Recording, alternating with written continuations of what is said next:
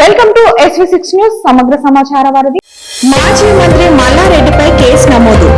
మల్లారెడ్డితో పాటు అల్లుడు రాజశేఖర్ రెడ్డిపై కూడా కేసు నమోదైంది.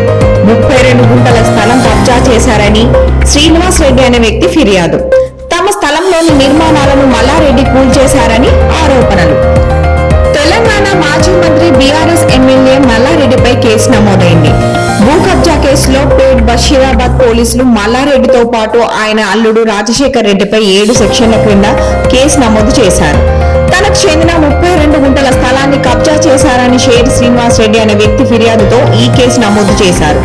తమ స్థలంలోని నిర్మాణాలను మల్లారెడ్డి కూల్చేయించారని బాధితుడు ఇచ్చిన ఫిర్యాదుపై విచారణ జరిపిన పోలీసులు సుచిత్రలోని భూమిని కబ్జా చేసినట్లు నిర్ధారించారు. మాజీ మంత్రి మల్లారెడ్డిపై కేసు నమోదు. మల్లారెడ్డితో పాటు అల్లుడు రాజశేఖర్ రెడ్డిపై కూడా కేసు నమోదైంది. 32 గుంటల స్థలం కబ్జా చేశారని శ్రీనివాస్ రెడ్డి అనే వ్యక్తి ఫిర్యాదు.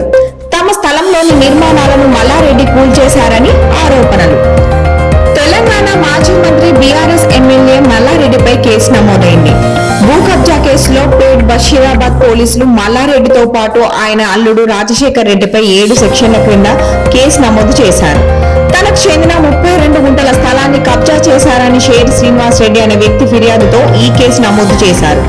తమ స్థలంలోని నిర్మాణాలను మల్లారెడ్డి కూల్చేయించారని బాధితుడు ఇచ్చిన ఫిర్యాదుపై విచారణ జరిపిన పోలీసులు సుచిత్రలోని భూమిని కబ్జా చేసినట్లు నిర్ధారించారు.